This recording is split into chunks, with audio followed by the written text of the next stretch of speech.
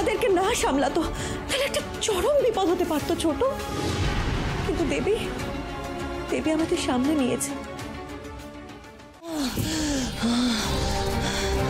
বললাম বললাম আমাকে ঠাকুর ঘরের সামনে না নিয়ে যেতে, পাকামি করে আমাকে নিয়ে গেল। এখন আমার চোখ এত অসহ্য যন্ত্রণা করছে, স্বাভাবিক না হওয়া পর্যন্ত তো আমি কারোর সামনেও যেতে পারবো না।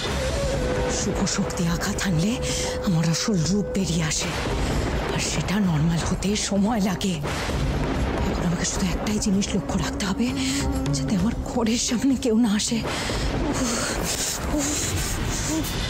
তাছাড়া মকর সংক্রান্তিতে এবারের পুরনো প্রথা ভোগ রান্না, সে দায়িত্ব দেবী একা নিয়েছে। আজ এত বছর বাদে বর্দার দিদির ছবি উঠোনে এনে তাদেরকে যথাযথ সম্মান দিয়েছে। আমার অনির মন থেকে ওর মা বাবার জন্য যে কষ্ট ছিল, সে কষ্ট দেবী দূর করেছে।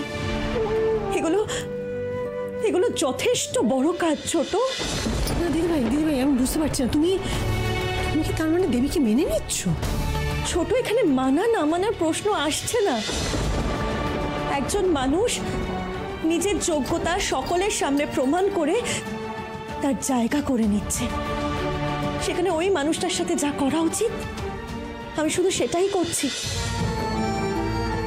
ছোট, আমি এই বাড়িতে বউ হয়ে আসার পর যখন নিজের দায়িত্ব নিয়ে কোনো কাজ নিতাম আর তারপর সেটা সুষ্ঠুভাবে সম্পন্ন করতাম, বড়দি খুশি হয়ে আমাকে উৎসাহ দেওয়ার জন্য আমাকে পুরস্কার দিত। দেবীর ক্ষেত্রে সেটাই হওয়া উচিত। পুরস্কার তো বাড়ির বউ পেত দিদিভাই, দেবী বউ হিসেবে অনেক যোগ্য কিনা, এই পরিবারের যোগ্য কিনা সে বিষয়ে আমার মনেও কিছু সন্দেহ রয়েছে। কিন্তু দেবী একটা জিনিস প্রমাণ করে দিয়েছে, দায়িত্ব নেওয়ার ক্ষমতা দেবীর আছে। আর তাই আজ আমি দেবীকে কিছু দায়িত্ব দেব। দেবী, আজ থেকে এই বাড়ির রান্নাঘর আর ঠাকুর ঘরের দায়িত্ব আমি তোমাকে দিলাম।